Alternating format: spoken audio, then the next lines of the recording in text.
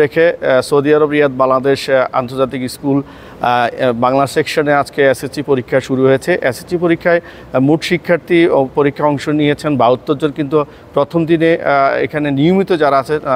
৬৪ জন পরীক্ষার্থী পরীক্ষা অংশ নিয়েছেন এবং পরীক্ষা নিয়ন্ত্রকের দায়িত্ব রয়েছে রিয়াদ বাংলাদেশ দূতাবাসের সোনালী ব্যাংকের ডিজিএম জনাব তৌফিকুর রহমান এবং পাশাপাশি পরীক্ষা কেন্দ্র সচিব হিসেবে রয়েছেন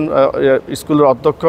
জনাব রাকিবুল আলম এবং পাশাপাশি বিইউডি চেয়ারম্যান মোহাম্মদ শোয়েব সহ এখানে যারা আছেন তারা সবাই বলছেন যে অতীতের মতে যেন ভালো ফলাফল করতে পারে এবং এই পরীক্ষার্থী যারা অংশগ্রহণ করেছে তাদের ফলাফলের মধ্য দিয়ে তারা দেশের উন্নয়নে এগিয়ে যাবে এবং বাংলাদেশের স্বার্থে কাজ করে পৃথিবীর যে কোনো জায়গায় যেন তারা ভালো ফলাফল করতে পারে এবং দেশকে এগিয়ে দিতে পারে, সেটাই আজকে পরীক্ষা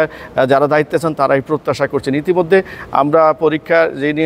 অধ্যক্ষ রয়েছেন তার সাথে কথা বলেছি এবং পরীক্ষার নিয়ন্ত্রকের সাথে কথা বলেছি এবং বিইউডি চেয়ারম্যানের সাথে কথা বলেছে। তাদের একই প্রত্যাশা যেন ভালো ফলাফল করতে পারে, শিক্ষার্থীরা দেশকে এগিয়ে নিতে পারে, নিজেরাও তাদের ভবিষ্যৎ উজ্জ্বল করতে পারে। মোহাম্মদ জাহাঙ্গীর আলম হৃদয়, মোহনা, সৌদি আরব।